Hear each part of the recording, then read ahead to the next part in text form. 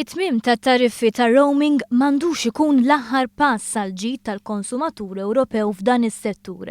Saħqet dan fil-Parlament Ewropew Marlene Mizzi li fissret kif il-pass li jmiss għandu jkun dak li t-telefonati internazzjonali fl-Unjoni Ewropea wkoll ma jibqgħux diskriminatorji.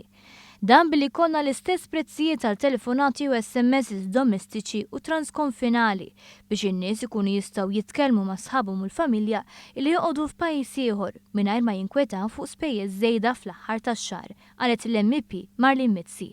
Fid-diskors tagħha Marlene Mizzi notat kif xarejn il-persuni li jivvjaġġaw fl-Ewropa mhux se jħallsu spejjeż żejda meta jużaw il-mobiles tagħhom. It-tariffi tal-roaming se jsiru ħaġa tal-immoddi u n-nies lanqas biss se jibqgħu jiftakru illi kienu jeżistu saħqet Mizzi. Fil-Parlament Ewropew ukoll Miriam Dalli tkellmet kontra l-fenomenu tad-diskors tal-mibegħda li bħalissa xpruna proġett Ewropew li se jwassal biex l-awtoritajiet ikollhom politika komuni li tiġġieled dan. Dalli qalet il-pass importanti f'dan ix-xogħol u li jkun hemm distinzjoni ċara bejn il-libertà tal-espressjoni u hate speech. Sostniet li din tal-ewwel għandha tieqaf meta tkisser persuna.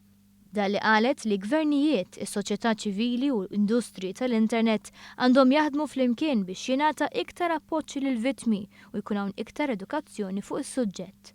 U dwar Brexit kellem il-kap ta' delegazzjoni tal-Partit Laburista Alfred Sant li sostna li l-proċedura tal-ħruġ kapaċi jżid l-inċertezzi bejn iż-żewġ partijiet. Sant qal dan meta astjena f'riżoluzzjoni dwar il-pożizzjoni tal-Parlament Ewropew dwar dawn in-negozjati illi ma tagħmilx sens illi l-ewwel ikun diskuss kif se jkun xogħol tiżwieġ bejn l-Ewropa u r-Renju Unit u wara jkunu diskussi t-termini tad-divorzju. Saħaq li jkun aħjar li ż-żewġ partijiet jinnegozjaw x'tip ta' relazzjoni għandu jkun hemm bejn ir-Renju Unit u l-Ewropa u jkun hemm ħin itwal ta' riflessjoni għall-membri tal-Parlament Ewropew.